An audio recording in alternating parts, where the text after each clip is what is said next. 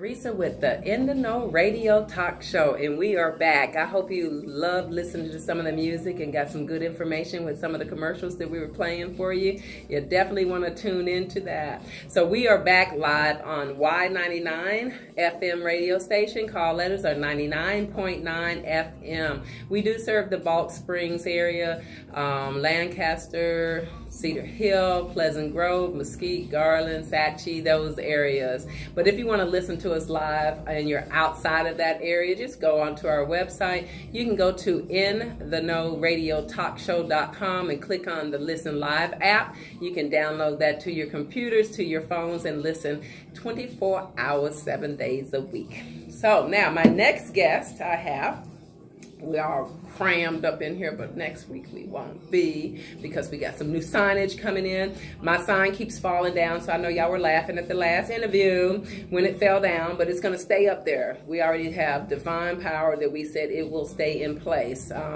Next person I have coming up is a couple that I have known for years and years and years and years. When I first started Ntheknow back in 2002, I met them. This is Tarsha and Todd. And I met them at an event. It was in a grocery store. That's what I was thinking. I couldn't remember the one. Y'all got a good memory. So what were we doing? I was shopping in Costco. Y'all were shopping in Costco. How did the conversation start?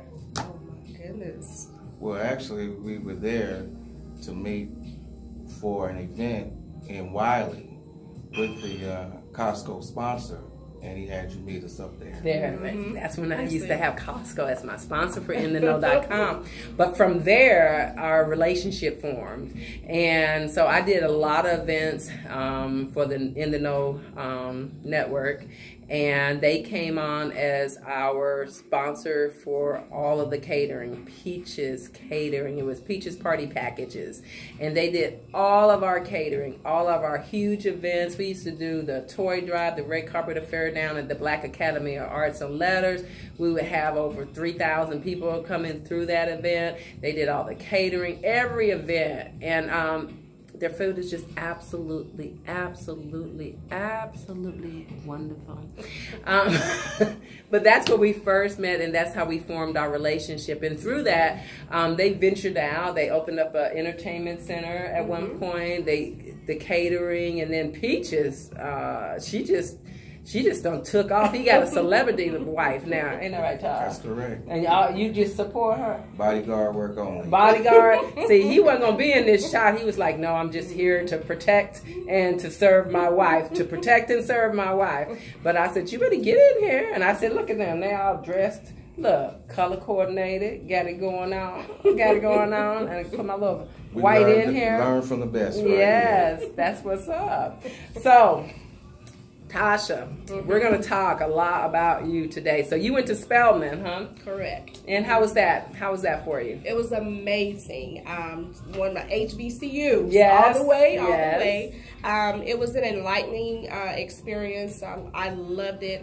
Very phenomenal school, and I am just so glad that I was able to attend because I was well-rounded within there. And a lot of the history that you probably would not have learned, somewhere else is embedded.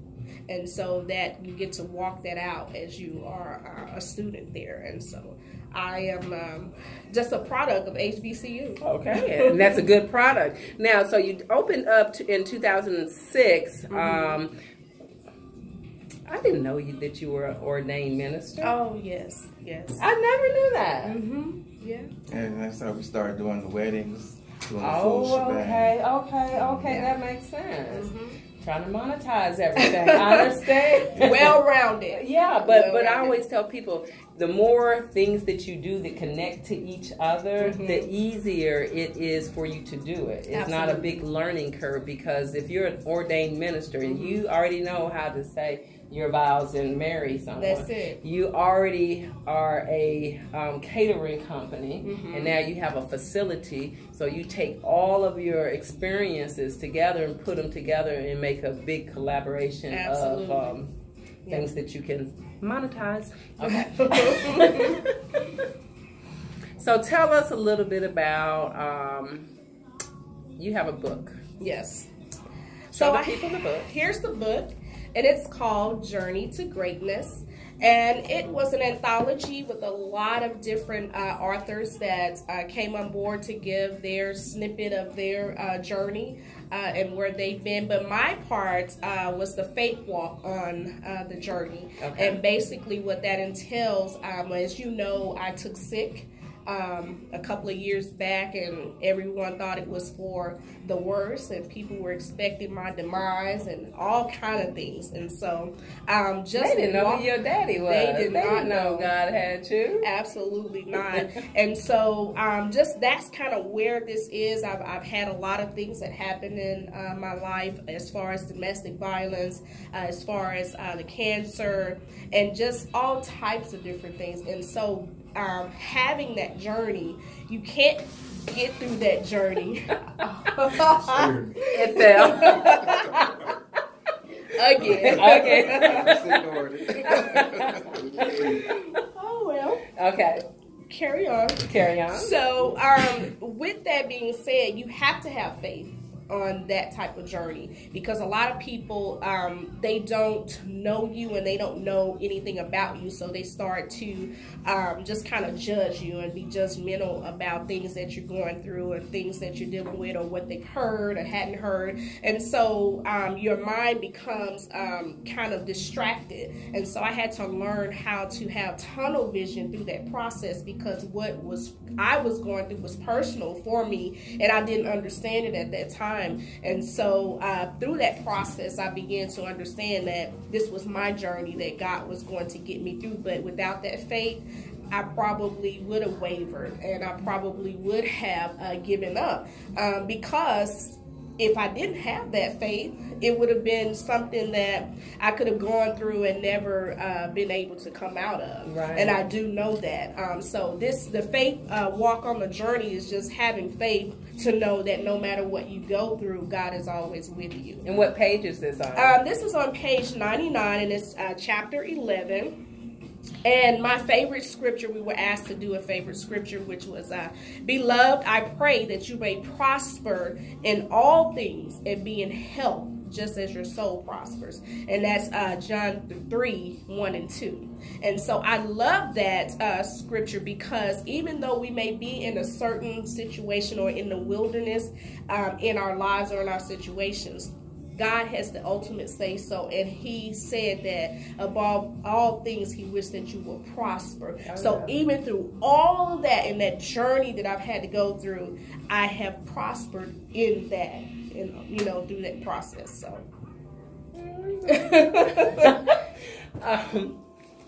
Just a moment.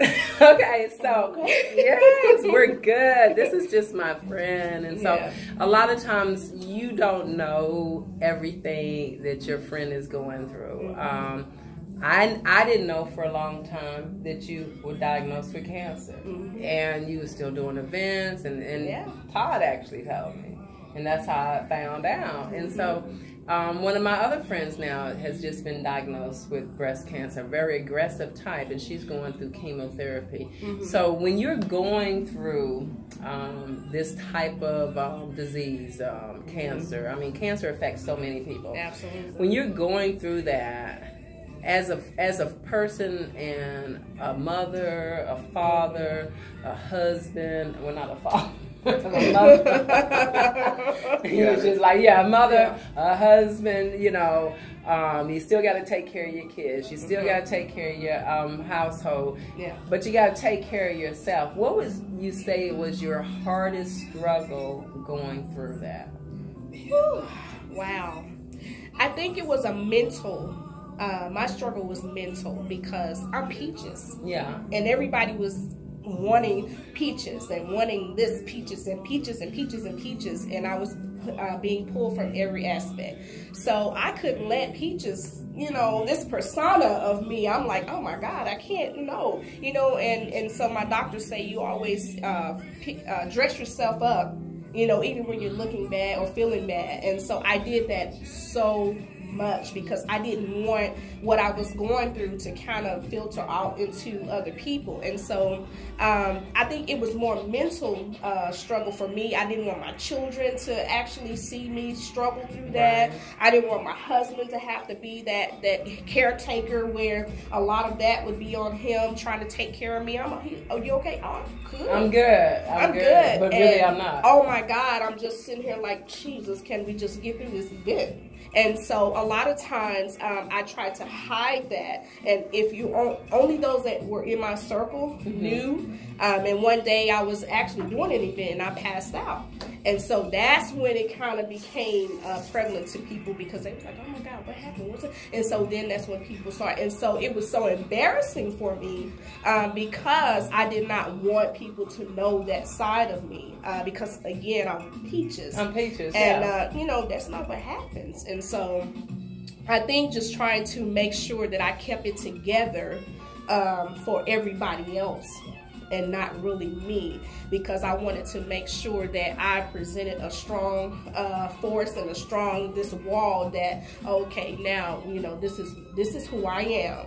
And then when I got home, I'm in the bed like, oh my God, oh yes, Jesus, and I'm just crying, and it just, but when you get it in your head that this is what you have to do, you kind of dismiss all that other stuff, and so you carry on and you move on. So. Would you do it different? I probably would do one thing different. I probably would have shared more with my children and those that were around me because they would have been able to help me a little bit more.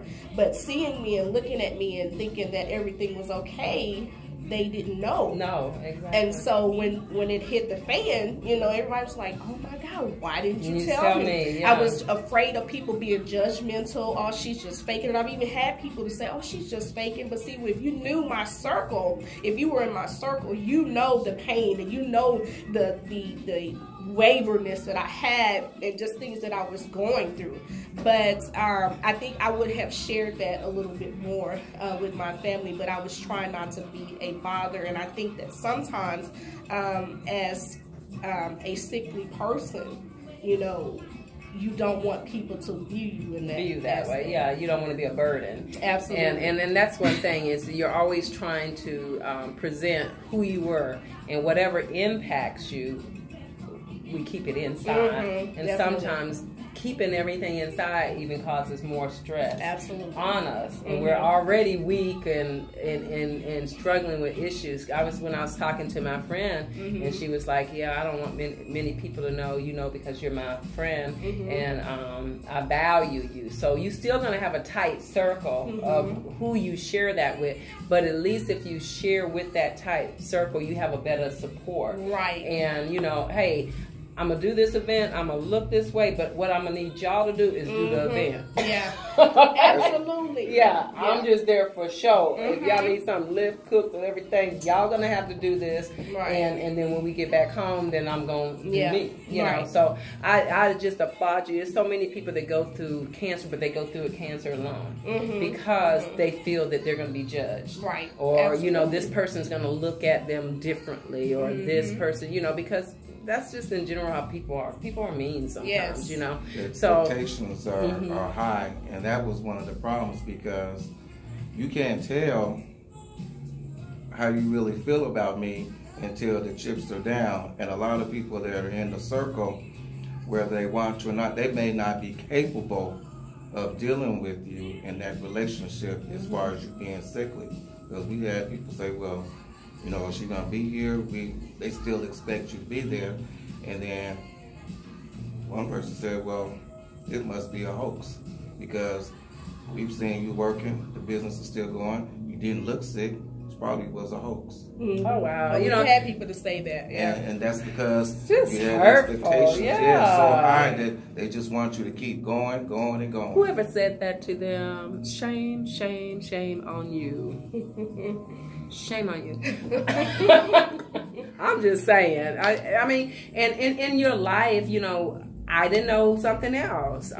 When you did an event for Eva, and you showed up, and she didn't know either, and you got up as a speaker, and she called me in tears, and I'm like, "What's wrong?" I just didn't know. know. And I said, know what? Yeah. So I didn't know. So talk a little bit about that. And the reason I'm having you talk, because you see her standing before you, strong, doing her business, doing her writing books, excelling. So a lot of times we all are hit with different things. Like when I was married, my ex-husband, he had brain surgery. That was devastating. When he came out of surgery for the first, month or so, he couldn't even feed himself. So I had to feed. He didn't remember this, he didn't remember that, but through, nurturing and everything, he's way stronger than he is now. Even though we're divorced, we're still great friends. And we still work together. So I always tell people, you never know what God has in store for you and where he's going to shine that light on you, and you don't know what's going to happen in your life. You may be healthy today, but tomorrow that can change. And if it does change,